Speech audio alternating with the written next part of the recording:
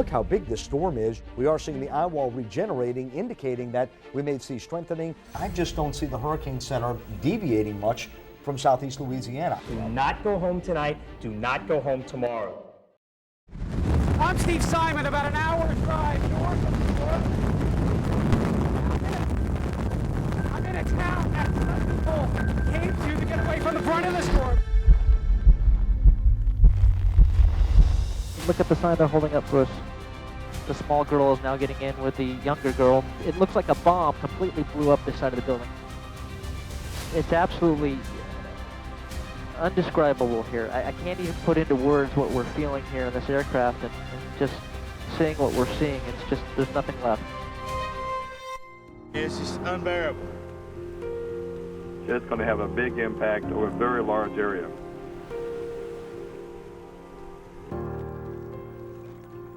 My father's dead in the front door right here.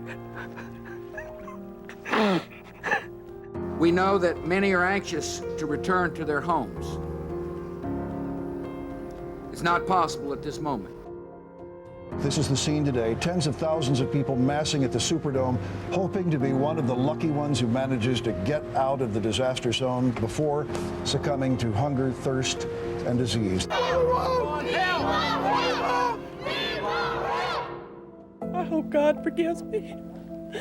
I don't steal. I'm just taking stuff for our families to try and live. People desperately waving flags for help. Gosh, nothing we can do to help these people. Everywhere we look, victims waving at us. It's almost too many to count.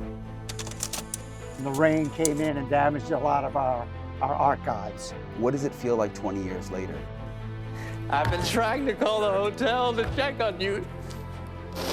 So happy you're home.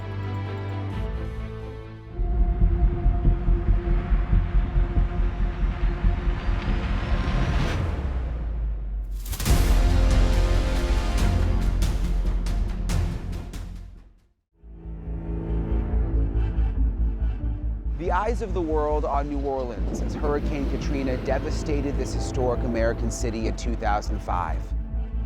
Decades later, the scars remain, and we remember. I'm Brian Enton reporting for NewsNation. As winds ripped, rain poured, and floodwaters overtook communities, Mother Nature revealed the worst and the best of the American spirit. Over the next hour, we invite you to watch as the events of this natural disaster unfold in real time, told through the eyes of the people and the journalists who call this community home. Including this man, Paul Milhet, the veteran photojournalist who's called New Orleans home for 30+ years. He's still working the night shift at NewsNation's New Orleans station, WGNO, going into the archive vault for us to dust off stories from the storm, some of which haven't been seen in 20 years, including exclusive, never-before-seen home movies of the destruction and aftermath. NewsNation presents On Air Live, the Hurricane Katrina tapes.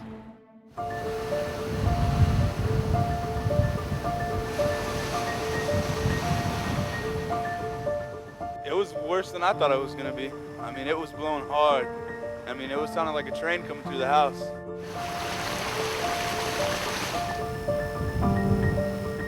Here. Army National Guard, do you need any help?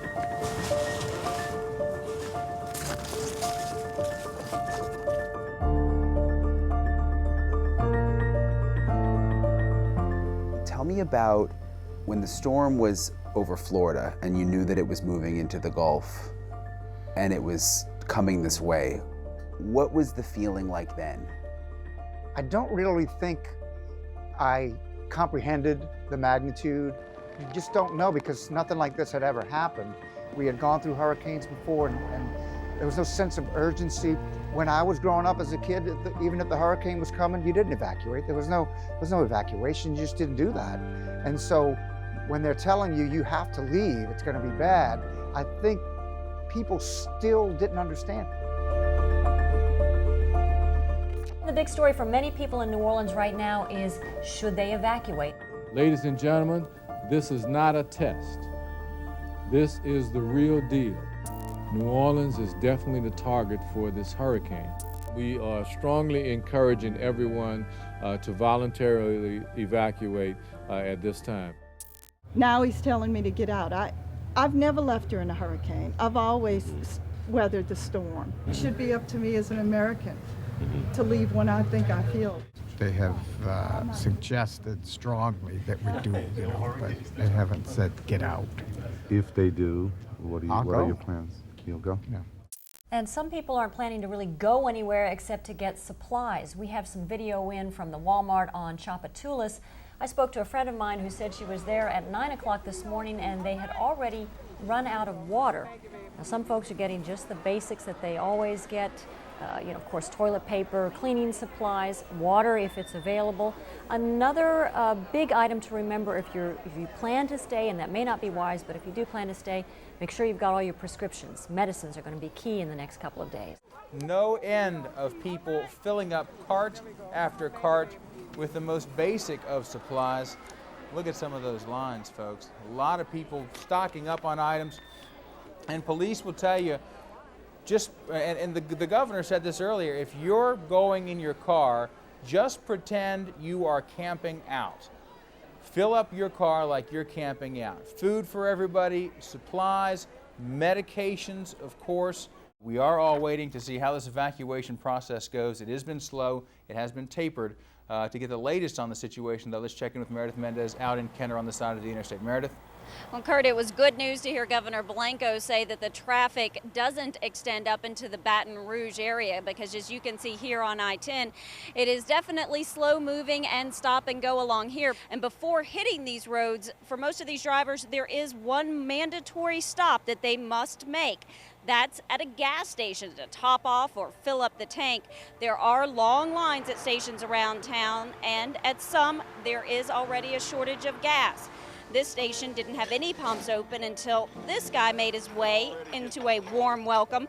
Scott Compton says he's making the rounds, filling up station tanks as fast as he can, and as soon as people saw the big gas truck arrive, they started lining up at the pumps. Oh, it's going to be a long day, very long day. It already has been. There are a lot of stations out already, so we're just keep doing them till they run out, I guess. Mostly they're having problems with their credit cards at the pump. They had to come inside and they got kind of, upset about that, but we smooth things out, come in, pay for your gas, we'll set the pump, hold your card and move on. And now that all the gas is gone, what are you telling folks? We're out of gas. Traffic out there, have you seen a lot of gas stations like this? Quite a few. A friend of mine just called and she said that her friend had to go to 4 different gas stations before she finally got some gas. So you're not leaving. How are you going to stay safe from the storm? I'm going to stay in my apartment. I live on the 3rd floor, so I'm going to stay inside. Looks like they're out of gas. Well, I'll tell you what, I'm about tired of this. I've been riding around New Orleans for all weekend long, and now I'm down to a quarter of a tank. I don't know how I'll get home. Where are you trying to go? Jackson, Mississippi. What's your day been like? It's just been horrible. I just don't know what I'm gonna do. I cannot imagine running out of gas, having to get a tow truck. I mean, to get back to Mississippi. I mean, it's just unbearable. If you do get in a minor accident, be sure to just get the information and keep on moving. Sheriff's deputies say they will deal with all of that after Katrina passes by and not to worry about that. But right now, we have I-10 flowing both ways in the opposite direction, going up north and west, getting folks out of here. And one thing I will tell you, we've had helicopters going over all day. They are monitoring the traffic out here. And take a look at this. I don't know if David can get it. These cars are doing exactly what we were talking about. They're cutting across the grass, and that is exactly what state police do not want to see. They're going to slow down the traffic behind them, and they're running the risk for having accidents out here, and that is going to cause a major problem if people keep doing that. This is other video this afternoon of folks along Magazine Street there. As you see, doing what they should do. The mayor advised, get some plywood, board some things up if you intend to leave town, and that's always a safe bet. Boarding up in your house, so this is a uniquely coastal experience. It's really no fun, as it was for me this morning, to be at home as they start going through your house, room after room after room, and the light keeps shrinking and shrinking and shrinking. But of course, it's what we do to keep the outside from getting in. Well, as we prepare for a much more serious storm, some people are having a little bit of trouble finding a place where they feel is safe. We do know that the Superdome has contacted us to tell us that apparently people are already beginning to show up at the Superdome now, thinking that it is currently open as a shelter. We can tell you, the Superdome officials tell us the Superdome at this point is not open for it to be any sort of a shelter. Max Mayfield with the National Hurricane Center, he joins us on the phone.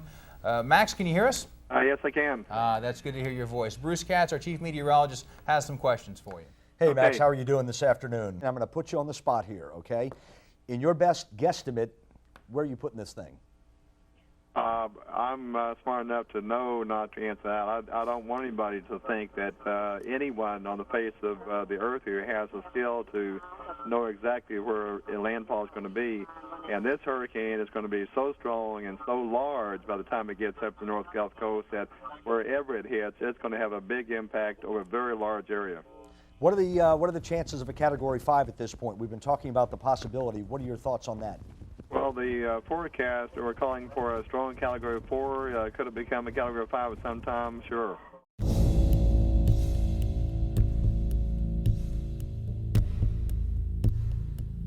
How did you find out that they were evacuating the station? When I got to the station, we had just moved into this place, and I'm walking down the mall, and here comes some people, and they're like, turn around. Like, I didn't even get to the station. They just said, turn around, go back. We're all bugging out. We're wrapping everything up at noon. We're going to go off the air. We're going to move everything to Baton Rouge, and then we're going to get back on the air. Everybody took their cameras. Whoever could go. If you had family, like I had family, I had to evacuate. People made their families priority, I think, before the station did. I think the people that were like single or older, or maybe engineers that really had no choice but had to do, they were the ones that took what they could. Trucks and news vehicles and equipment, and went to Baton Rouge. Some people did stay and shoot video and spoke with evacuees and that kind of stuff.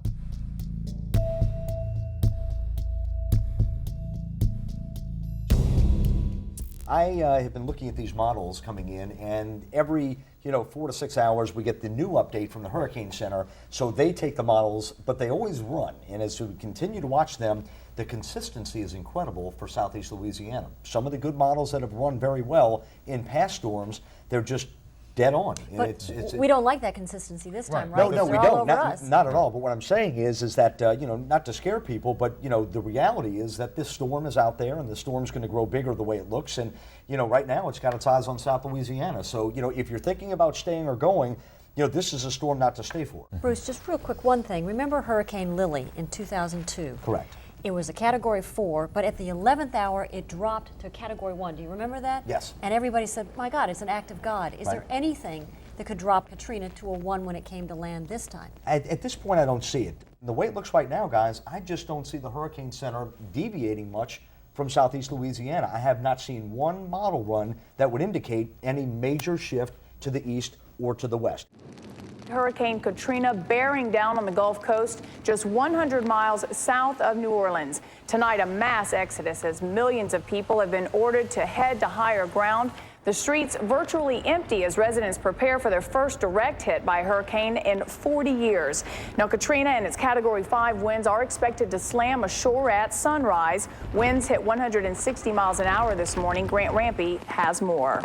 We had rain a little earlier. This is not even a hint of what's coming around the corner. All of southern Louisiana here is expecting to get clobbered by this storm, with New Orleans still in the bullseye. This city of 460,000 bracing for a direct hit. Katrina is already being felt here, the first squalls of what could be a once-in-a-lifetime storm, bearing down on evacuees and stranded tourists, on 100,000 inner-city residents who have nowhere else to go, and on foolhardy holdouts who are determined to ride this one out. This city, which essentially sits in a bowl 10 feet below sea level, may be in not just for a few days of inconvenience, but potentially for months of misery. The fear is that a massive 28-foot storm surge and 15 inches of rain could turn all this into a 30-foot deep toxic lake filled with sewage and runoff from oil refineries. We cannot stress enough the danger this hurricane poses to Gulf Coast communities. The federal government's preparing for a massive relief effort on a level that may exceed what followed Andrew's attack on Florida in 1992. That storm killed 43. This one could do far more damage. And the traffic heading out of New Orleans has eased up somewhat, we understand, but here in Baton Rouge, the line of cars extending to get out of town on I-10 headed west goes all the way into Houston. It is still slow-moving traffic, and that's about a 4-hour drive under normal conditions, roughly 250 miles, and as we understand, no hotel rooms available between here and there. Again, this storm expected, the eye of the storm, to make landfall just before sunup. Live in Baton Rouge, Grant Rampy, back to you. And thanks to Grant. Now, Kurt Knutson, the KTLA cyber guy, happens to be in New Orleans, and he's joining us now on the phone. First, Kurt, we assume and hope you've taken some steps to try to stay safe. Tell us what you've done and set the scene for us where you are right now. Frank Lou, good evening to you. Yeah, I'm just hanging out in what is called a vertical evacuation here. I'm in a hotel smack dab in the center of the city of New Orleans, right on Canal Street. I'm on the 9th floor, able to look out and see the weather right now, and let me just tell you, the howl that is going on outside of the wind is one of those descriptions you might have heard when somebody said they heard a tornado coming. It's that sort of rumbling of a freight train, and it just doesn't go away, and we haven't even seen the hurricane yet. Kurt, as you know, there is a mandatory evacuation in that area. You have decided to ride this out in the hotel there. Tell us why you have decided to do that, and what steps are you folks taking there in the hotel to stay safe? Well, let me tell you this. First of all, it's not by choice that I am in a hotel in New Orleans right now by any stretch. This is one of those storms that no one would really want to be here.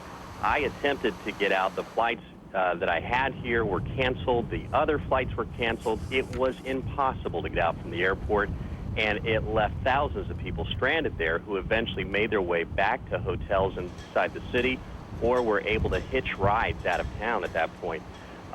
What's going on as far as hotels go to accommodate guests right now is we still have lights right now, even though I'm looking at reports of winds that are gusting up to about 80 miles per hour in the city right now. And in the next hour, we're going to see that increase. We're going to start to see winds get about steady at that point. The hurricane right now with top winds of 160 miles per hour. But what hotels have essentially are backup generators. Some last anywhere between 3 to 5 days. They have a food supply, which they'll tell you will last 1 week. The guests seem to be calm. There are those that are frightened that are in hallways. There are others that are in their rooms and are simply very nonchalant about this whole thing. I have a feeling as soon as the power goes out and we lose this phone line, things will change.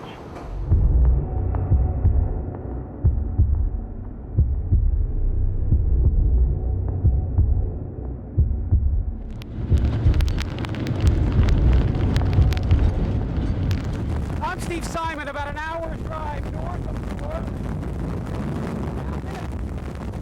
I'm in a town that some people came to get away from the brunt of the storm, and as you can see, waiting here is not easy.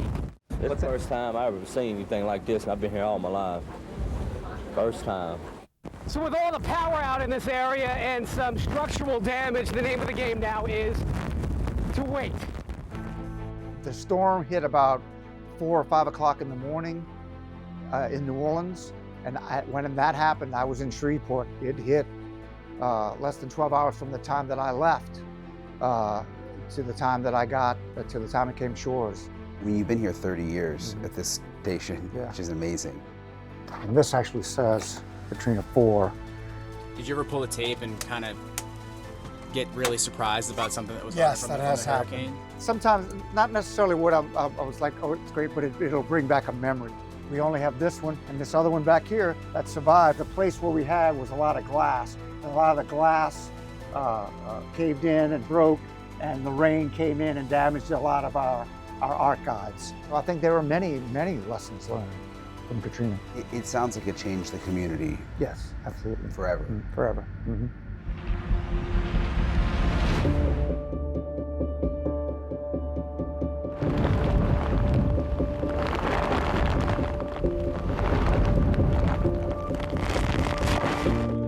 everywhere you look, there's just unquantifiable damage.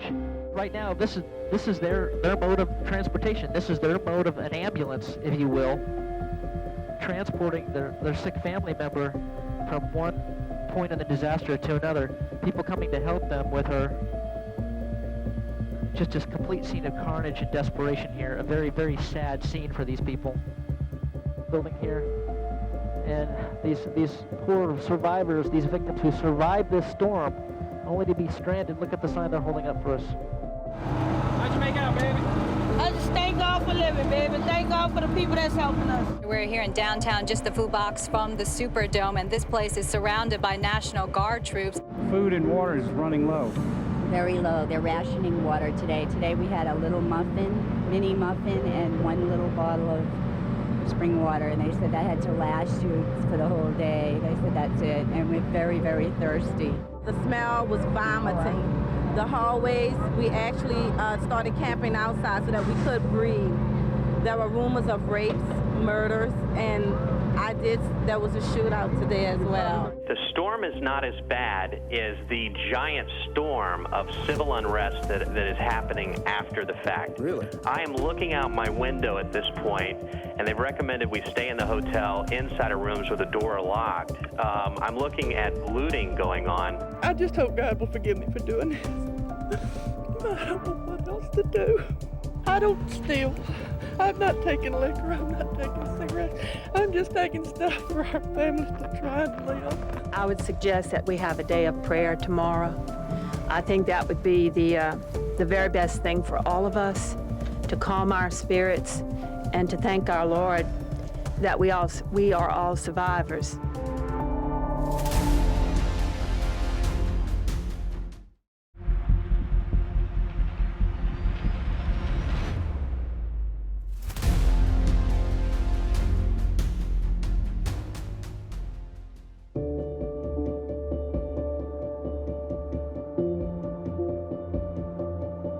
This was the house that I lived in when Katrina hit. I've driven by a number of times since that time when we moved out of the house and have our house now. But I've never gotten out. This is the first time I've actually gotten out and really thought about what was happening. My wife and I got married in March of '05. We moved into this house 30 days before, exactly 30 days before Katrina. It was just mud and muck. It was, it was just black sludge everywhere you walked. And it was a horror to see. Hard getting around. This is our kitchen. I'm talking to the camera. It's amazing how everything on the counter stayed where it is, but it has stuff on it. I mean, like stuff. That looks like the water line right there. This is the living room.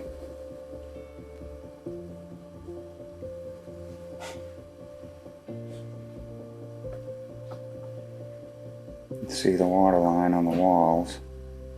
Didn't make it to the clock. Hope Heather's wedding dress is okay. There was a water line, there was a clock. I think I have video of the clock ticking. The hand was still moving on the wall, and the water line was just below the clock. How high was the water here when we're standing? The water here was, it was 7 feet in the house. So where we're standing now, it was over our head. It was probably from the street up maybe 10 feet, I guess. So everything was underwater? Everything was underwater. My hand is shaking. This is the computer room.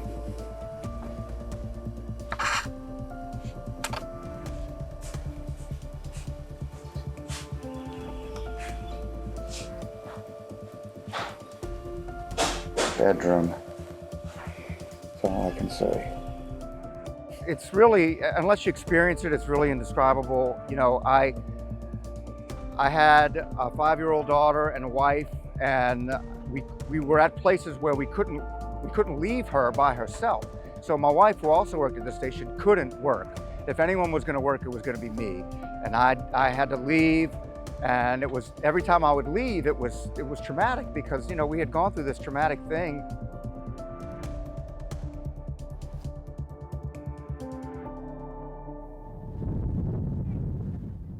Katrina's 145-mile-an-hour winds bearing down on the Gulf Coast early this morning. New Orleans, braced for a direct hit, is instead weathering a storm far less powerful than had been predicted. Still, the city and surrounding region is by no means getting off scot-free. At the Superdome, 10,000 locals are biding their time as the storm roars all around them outside. Inside, insufficient powers left them with no air conditioning. These next few hours here will be tense ones. Katrina may not be hitting as hard as she could have, but she's doing plenty of damage.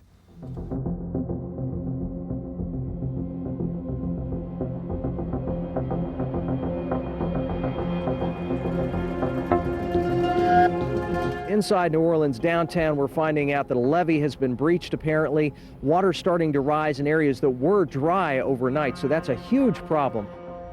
This city, or what's left of it, underwater and under siege. Lake Pontchartrain, which sits to the north, has overtaken downtown.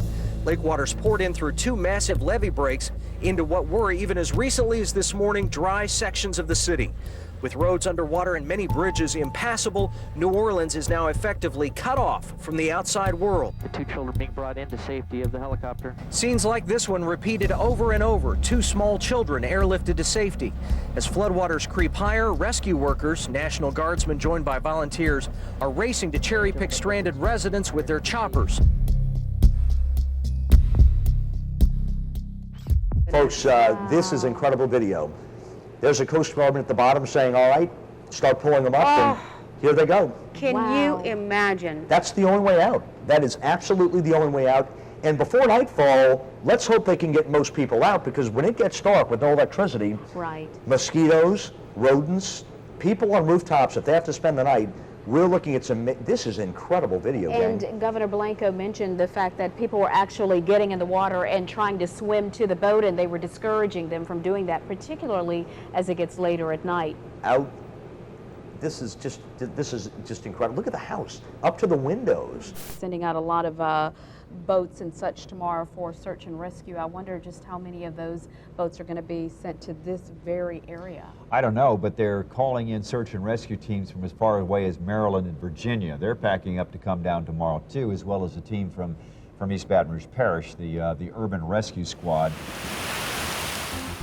What was it like when you woke up that morning? When did you start to realize this was really bad? When the levees broke, you know, people being rescued from roofs, and it was just, I can't even describe it. Okay, so we're gonna get these people some food and water. Okay, come on down, you're good. I'm gonna clear my tail first. Okay. You're clear left, I don't have any. Okay, just the power lines and the lights down. Okay, power lines, yeah, you're good on altitude on the power lines. Let's just hold this altitude, be perfect, and I'll drift you in. Go forward. Slide right a little bit. And water's going out, food's going out.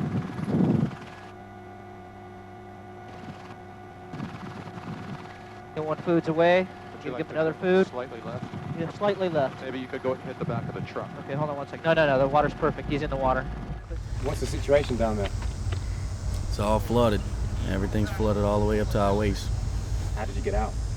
Swam. We swam out and we used that, put my grandmother on a raft. And the dog, we have our old dog, and put he swam, and we made a couple trips. Pushed them all the way down here. How deep is the water? When we first swam, it's about 6 feet high. Yeah. 6, 7 feet high. And in the house? In the house, it was 5 foot yesterday. Now it's receded out of the house, but across the track, across from the tracks to the house is still at least 8 foot. They had to swim across in some area. What is the situation back there? It's horrible. Pretty much, houses are gone. People have lost all their stuff. Total chaos. Our house was completely covered in mud. Our hotel was completely covered in mud, and everything we own is right there. And I know people got it worse because the lady that lived in front of the hotel, she was a nice old lady. She lost her entire brick house. It was washed away. And it came to the top of the bottom floor window. What's the situation with your buildings now? They're gone. So you stayed virtually on the beachfront when the storm came in? Yes. Very close, yeah. What happened? Could you not leave in time? It was too late to leave. It was just too late to leave. But anybody on the first floor wouldn't have made it. Just gutted the whole thing. And when the storm surge came, that water just rushed through there. All the wood, the buildings that was torn down, everything. We were standing, looking out the window, and everything was passing by and judging the water as it came up. This is the frustration of the search and rescue work. We're trying to reach an isolated community in desperate need of help, but everywhere we go, the roads are blocked. Hey, tell me about your connection to this particular area. I mean, what does this mean to you? What is it? Well, this property right here has been in the family. This was my uncle's house right here. This was my grandmother's house. This was my pawn shop over here. These are just gone completely. And you know, we have a pretty long history here on the counter, and it's all gone. It's devastating. It looks like someone nuked the place. It's just, I'm an emotional mess. I mean, I can't deal with it. Was there any sense of like, this terrible thing just happened in your city, but you also now have to work? Like, your job is almost more important than ever.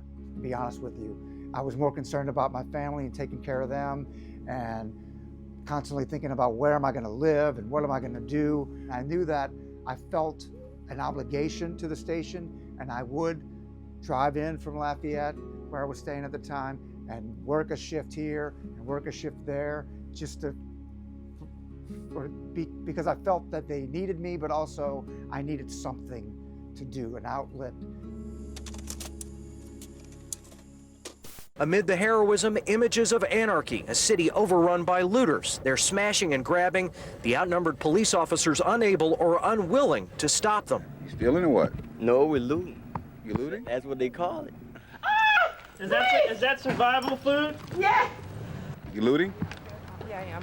Why y'all filming For them, they say it's the survival of the fittest. Some people call it stealing. It is stealing. How do you feel about that? Well, I don't think it's cool at all. We shouldn't have to do it at all. But what do? They got to take a bath. They need clean underwear, clean socks. Thank God I found socks in there and hand towels that I have to use as towels. Are you going to come back and pay for this? Hey, I wouldn't mind actually. Not at all. Evelyn Keel is stealing, and she knows it's not the right thing to do. I hope God forgives me. I don't steal. I'm not taking liquor. I'm not taking cigarettes. I'm just taking stuff for our family to try and live. She says Katrina left her roofless and hungry. And some Vienna sausages. I just hope God will forgive me for doing this. But I don't know what else to do. It's pretty bad at home. Yeah. My roof was taken off. My back porch is gone. I got water all in my ceiling. I hadn't got any way to call my family. Who was in the center of all of this? Kurt Knudsen, who actually was there on assignment and doing some work for us on his Cyber Guy report, ended up being a witness to one of the worst disasters in our nation's history. And Kurt's on the phone. Kurt, how you doing this morning? Not good, I'll be honest with you. Yeah. We are stuck now in the hotel. I had hoped to get out this morning overnight. More flooding from the uptown part of New Orleans has made its way into downtown in front of the hotel and surrounding it, about 8 feet of water. Water that is contaminated with all sorts of things in it, nothing you could even remotely get into. There have been reports, although I haven't confirmed them, I haven't seen them, of bodies floating in the water on Canal Street right in front of the hotel. We are at this point running out of food. We're on rations. We apparently have our breakfast today consisted of a piece of fruit. Lunch, they've made an announcement, will consist of probably a muffin.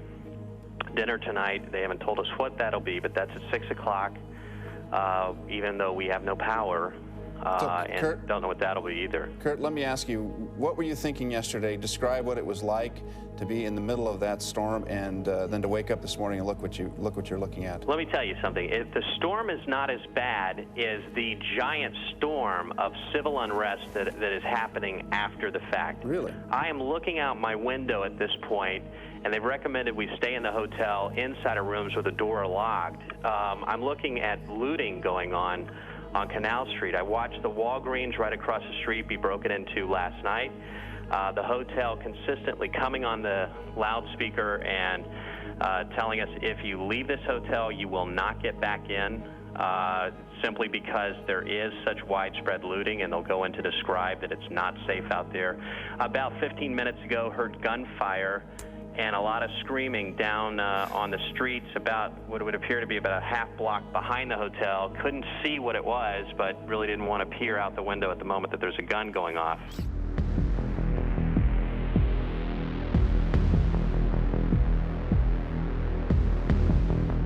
What happened to them was anything but an isolated incident. They say that same night, their neighbors across the street and next door were also looted. Their home, one of thousands flooded by the breach in the 17th Street Canal. We had quite a bit of water damage, mold growing up the walls, I guess like everyone else has. Their entire second floor had been ransacked, from the bedrooms to the closets. Everything that's on the shelf was on the ground. The looters stole jewelry, coins, and even managed to break in the family safe. They had a hammer and a screwdriver.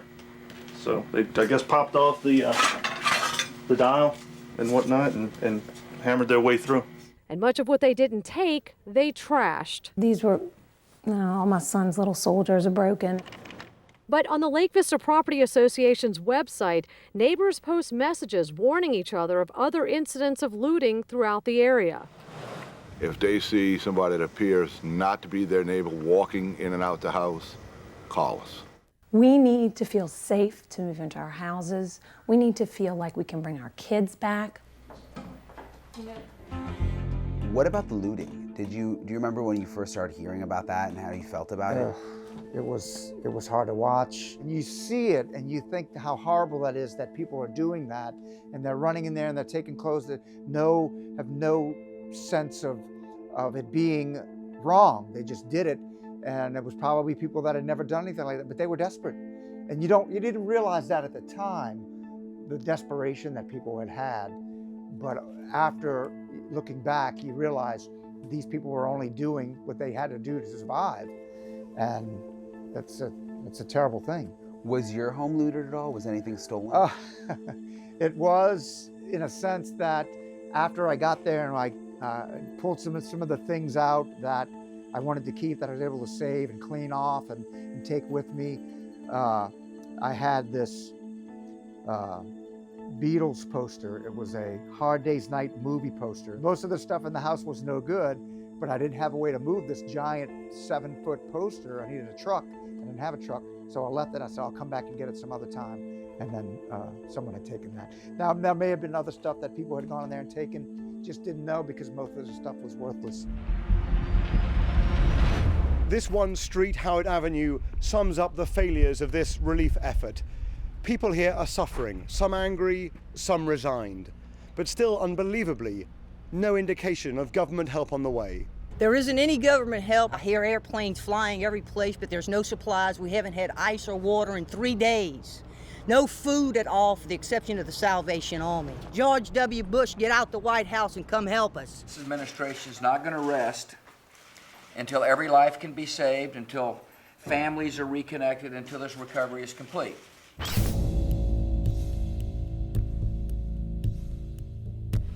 And I'm just very discouraged about it. I was here Sunday when they said send everybody to the Superdome.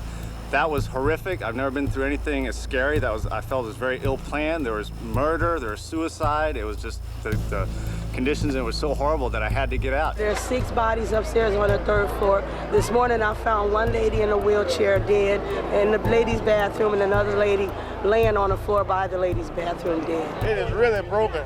It is really broken and it's tough. And I'm very glad to be getting right here. I thank Jesus to be getting right here. Yeah. Hang on a second. I mean, this is America. Oh, this is the richest country in the world. Not anymore.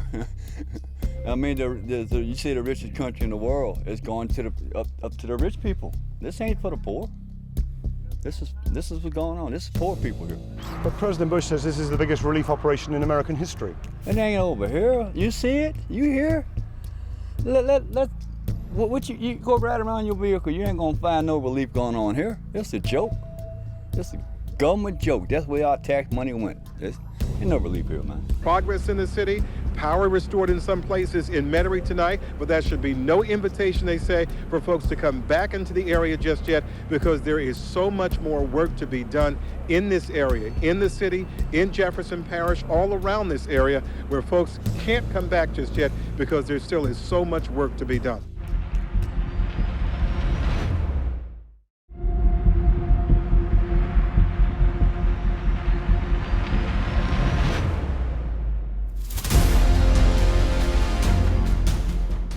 This was unprecedented. There was no plan. It wasn't like the national government had a plan for if a hurricane hits the city of New Orleans and the levee breaks, we need to have a plan.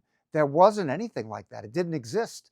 And so when you can say, yeah, should the government have done more? Probably, but I think they just didn't know what to do. This administration is not going to rest until every life can be saved, until families are reconnected, until this recovery is complete. I want to make sure those poor folks who've been taken out of their communities get the help they need. We're making progress about pulling the people out of the Superdome.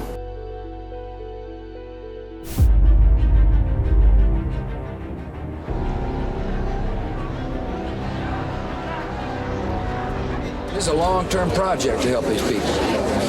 And this country is going to be committed to doing what it takes to help people get back on their feet. As the president's made his second trip here to offer encouragement and to assess the relief effort, troops continued their push to secure the massive flood zone and to get the last stragglers out. Residents of one local community, Jefferson Parish, have been allowed to go back to their homes. They're grabbing possessions and coming to grips with what they've lost.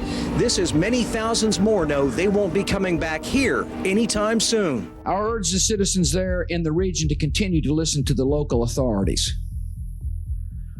Don't abandon your shelters until you're given clearance by the local authorities. This was the scene 5 days ago. People gathering at the Superdome in New Orleans. The elderly, the infirm, and the poor were being helped to safety from an oncoming storm by National Guard troops.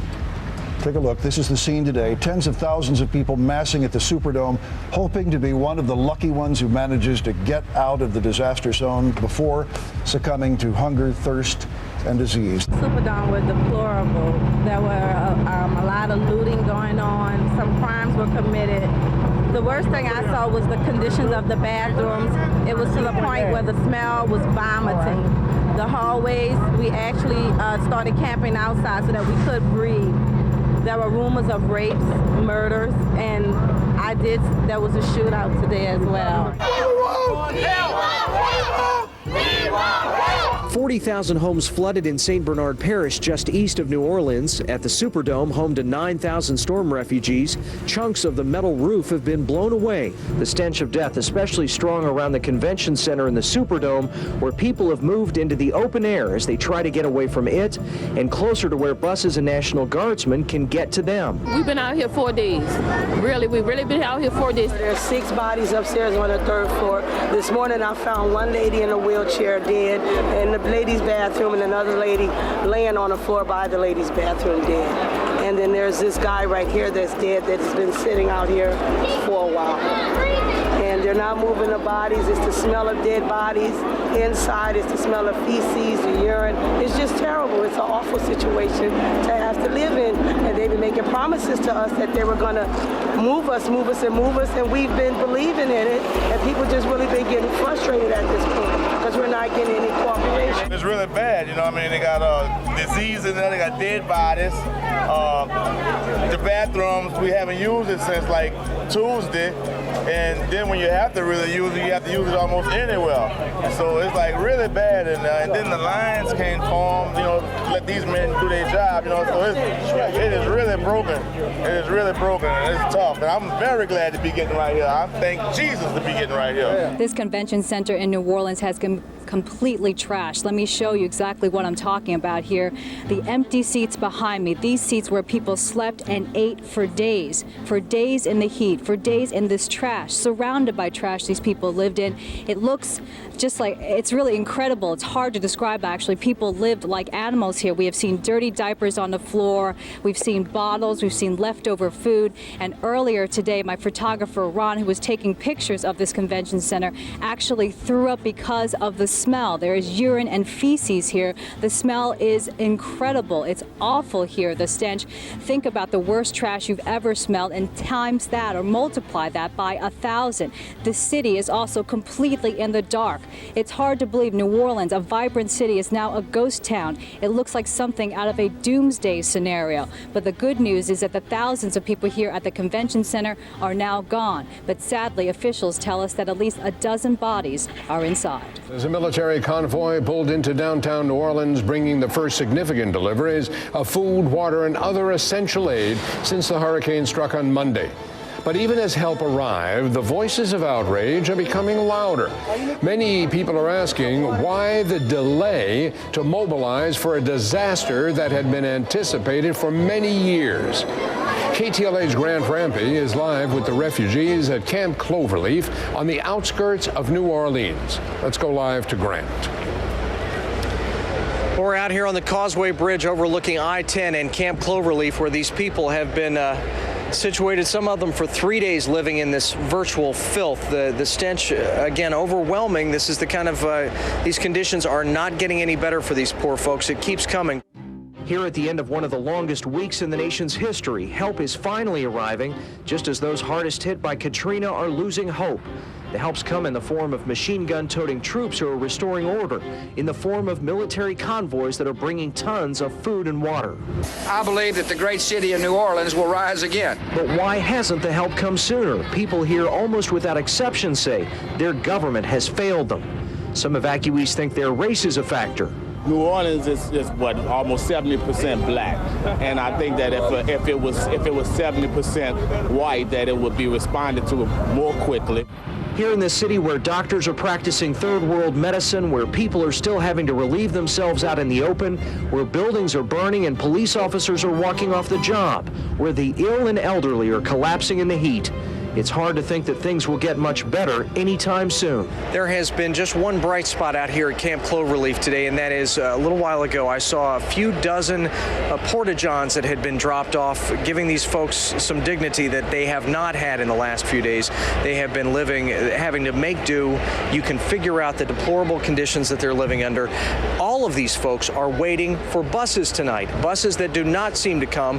We're wondering why in the world there are 10 or 15 of them that have been sitting here up the interstate in full view, their lights flashing, but they have not come in. There are a few that are slowly being loaded, but all these folks are desperate to get on the buses, and they're angry that no one is coming to get them. They're wondering why someone wasn't waiting when they came off the choppers to take them away to safety. And the choppers have been coming in, hundreds dropped off today, but here's a scary number, still an estimated 50,000 people that need to be evacuated from the flood zone. Every man for himself, and we're hearing sad stories about men who should be stepping out of the way who are instead pushing their way onto the buses first. Little old ladies. I saw a blind man last night, and he was just hugging a news truck because there were some nice folks around it, and that's where he'd made his camp, and no one was going to pull him away from it until they were going to forcibly put him on the bus because he felt safe there. They're wondering why they're being treated like animals, which frankly they are being, and then to not have any more officials out here who can be helpful, nice people who could be allowed in to stand and say, let me help you, let me reassure you the buses are on their way. None of that. It's appalling. This is a nightmare that's coming to an end. It has been a horrendous, deplorable conditions, incredible, just with a 90-year-old mother, and it's just incredible. And every day the conditions in the hotel are just getting worse and worse, and we're just so grateful. I hope they can get the people out of this hotel because it's just miserable in there.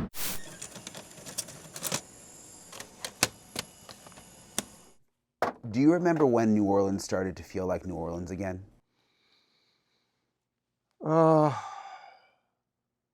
Saints had a lot to do with that. There was talk that New Orleans would never come back from this. When the Saints played their first game at the Superdome, and U2 and Green Day were here, and there were all kind of superstars. It was a big thing that happened, and we played the game and we won. It was this huge game that people will never forget with the block punt and all that. And I think it was then, which was about a year later, where we finally, it was then that we realized, okay, everything's going to start getting back to normal. We're trying to save them from coming back here themselves and finding their loved ones. My father's dead in the front door right here.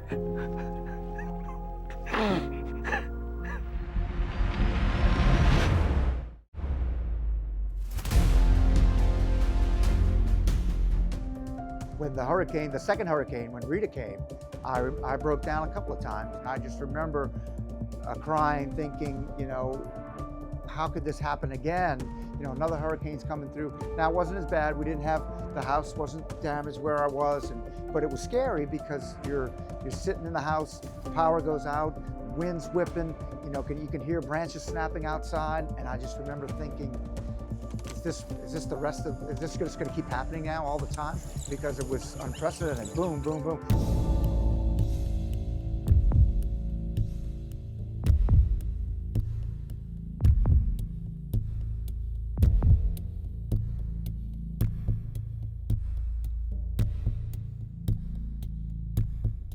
Beyond the military checkpoint in the lower 9th Ward, where only emergency vehicles are allowed, north of Claiborne Avenue, New Orleans firefighters who are usually on a mission to save lives are now on a mission to find the dead, the victims of Hurricane Katrina. I'm gonna check the back, Dave, see if they got another exit point back there. It is difficult doing this. It's hard going into somebody else's house and seeing the devastation that's up in there. A team of 12 New Orleans firefighters is assisting out-of-state search and rescue teams, opening up doors and windows, getting the air moving to help the canines pick up the gruesome scents and the location of the victims. They're also responsible for making sure the structures are safe to search in this hard-hit area. For New Orleans firefighters, it's a very personal, grim task. I was born and raised in the 9th Ward. I went to high school at Holy Cross, and I'm from this area. Given the proximity of these homes here to the levee breach right back there, you can understand why the rushing floodwater some 14 feet high did so much damage. Now, some of the homes like this one still standing, but if you cross the street and you check out this home over here, a couple of them actually, they're simply piles of rubble, making it very difficult for the search and rescue teams to access any victims that may still be there. It is why they fear that even after their mission is complete, more victims may still remain in this neighborhood, flooded twice, first by Katrina, then by Rita. Over the past 2 weeks, at least 45 bodies were discovered. And until they're done searching and decontaminating, no residents will be allowed back to salvage what they can. We're trying to save them from coming back here themselves and finding their loved ones. For the last 2 weeks, Luis Orduna Jr. has been handing out these flyers, trying to find his father who stayed through the storm. And now that the water's gone down in his neighborhood, he decided to go home. This is the way you gotta do it. This is the way you gotta do it. His house in Lakeview has been underwater for several weeks, and today he's going in for the first time. I was born and raised here. I was born in this house. Orduna lives there with his 90-year-old father, who's been missing since the storm. He wouldn't evacuate because he wasn't going to go nowhere without his little dog. Today, he's hoping to salvage whatever the water hasn't destroyed. Every childhood memory, pictures. I never realized the things my mom saved. This is it, 149 12th Street. The door is difficult to open. Oh, geez, this front porch, everything is just washed to the front door. And once inside... Oh, my God.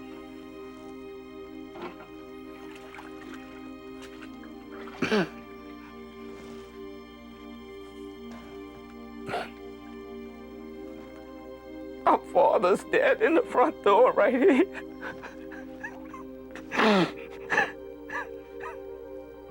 I figured he was dead. To find him here. He goes deeper into the house and rescues his father's Purple Heart and Bronze Star, medals he earned in the Second World War. This is probably the only thing I'm going to take out of this house. Orduna came here to see what he could save, but instead found what he had lost. His bricks at the D-Day Museum, that's all that we'll have left to remember him by. Luis Orduna Jr. said that he wanted this story to be told so that when people hear about the hundreds, possibly thousands killed by Katrina, they understand that behind each death there is a story and a family now grieving. I do the production at the church. I'm in charge of production. I'm production leader. She works at the church. And it's almost like it was meant to be because And we that was moved how here. far after? That was 6 about months after? 6 months after Katrina, where So- we started going to that church. Yeah, Do you think? and that helped. Do you think God and going to church Oh, absolutely. helped? Absolutely, yes. I think I certainly don't want to say Katrina happened for a reason, but it pushed me in the direction of where I am now.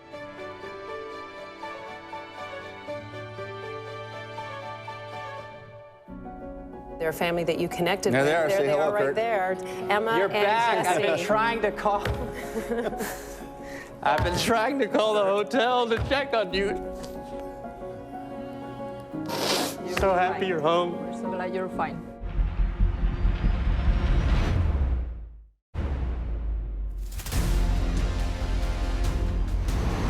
Somebody that we're really glad to lay eyes on. Finally, Kurt Knudsen, of course, was stuck in New Orleans. Kurt, it's so good to see you. Thank you so much. I'm still feeling just numb, and it's surreal. I'm sort of not sure that I'm even back, and it is, your head plays tricks on you while you're there. You get into shock. Tell me what you felt like when you were lifting off in the helicopter, what your emotions were like, and what happened right there at that moment. Well, first of all, the helicopter landed on a rooftop that wasn't designed to be landed on, so we had thought we had done our best to turn that into a heliport. The hotel actually went out and put a bullseye of a helipad there and had an engineer test it.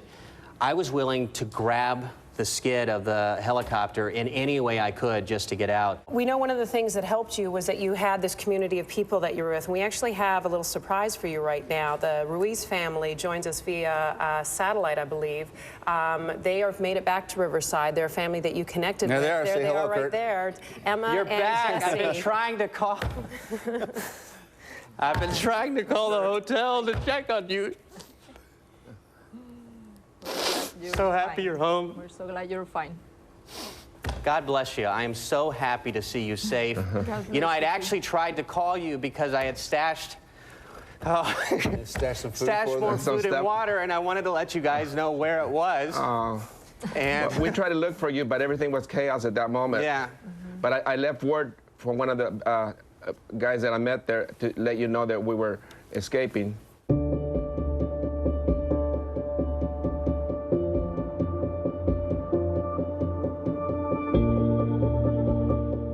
Time is really the only thing that healed us. But I remember that moment in the church when I just felt this dread of I don't know what to do now.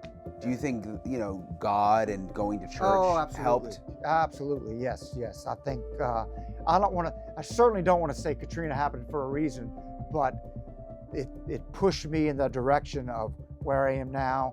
I got saved at this church. I met so many people. My wife got a job at the church. It was something that really, I didn't really know it at the time, but I needed it. And when I needed it, it was there, and I never looked back. I guess it is one of those examples of something good coming out of. Yes, absolutely. You may not have ever gone there if it wasn't. May not have ever gone there. I can almost guarantee you that if we hadn't moved in that house and that flyer hadn't come on our door, it'd be a different scenario today. What does it feel like 20 years later? I think about the things I lost. I'm grateful for what I have. I'm grateful for my family, but we all, the city, and the people that it affected learned from it, government, on down to the families. We all learned from it. And when something like that happens, when another hurricane comes, you get the anxiety. It sounds like it changed the community. Yes, absolutely. Forever. Forever. Mm-hmm.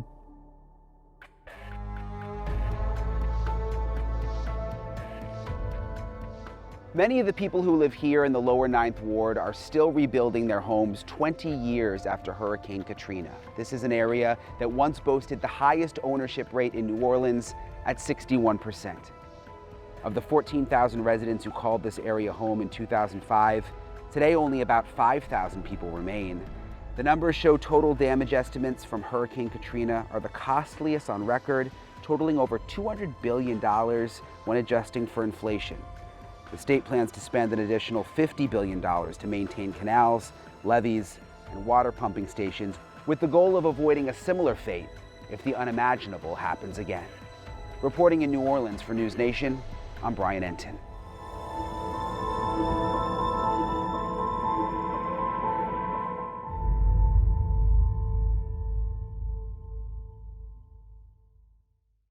Thank you for watching. Subscribe below and download our NewsNation app right now on your phone, and you will get fact-based, unbiased news for all Americans.